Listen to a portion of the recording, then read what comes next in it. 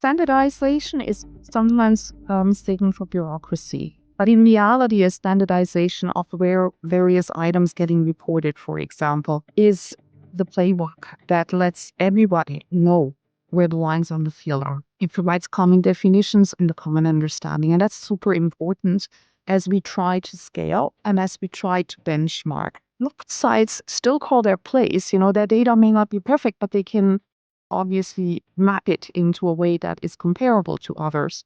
And then they can execute and choose to execute within those lines, those standard definitions, that standard language, and the standard framework that is being defined. The rules, metrics, and definitions are shared, but the individual maybe come from state, and the mapping of those variables can vary. And that's again, where the platform, as far as I know, can help a lot.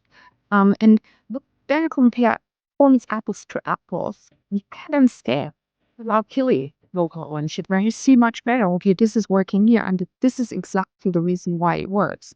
And this way of working benefits everybody. I have seen many examples where the biggest proponents actually of benchmarking and standardization were the sites themselves, because they wanted to use the learnings to improve their own continuous feedback loop. And they also often wanted to ensure that management sees consistent metrics across sites.